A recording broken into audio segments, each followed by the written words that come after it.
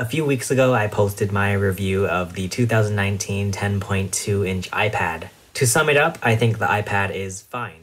It works well for people like me who basically just need an iPad to take notes and watch videos. But after I made that review video, I started to get kind of curious. What would happen if I tried to push the limits of this iPad? So today I'm going to be making a video entirely on the 2019 10.2-inch iPad.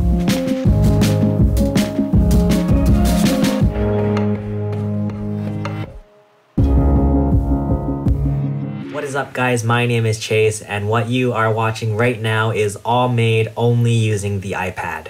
Basically with this experiment, I wanted to see what I could create only using the very basic equipment that most people would have available to them. For this video, the only other devices I'll be using is my iPhone and my Mac, which I'll only be using to airdrop files between. Besides that, I'm using the iPad to edit using iMovie, which is free on the Apple App Store. And I'm using the front-facing camera on the iPad to record this video. No external mics or anything, I'm only using the microphone on the iPad. So what do you say, let's take this iPad outside and see what kind of shots we can get.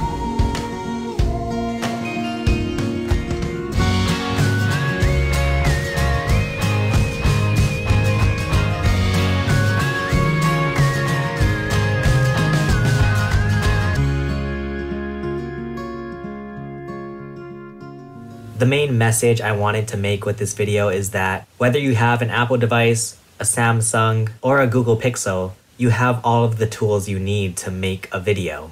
If you have the drive and the passion to create something, just do it. Anyway guys, I just hope that this inspires you to have fun making that video that you've always wanted to make. Let me know what you guys thought of this video in the comments. And keep in mind that this video was all made using an iPad. If you liked this video, feel free to give it a thumbs up, subscribe to my channel if you haven't already, and ring that notification bell.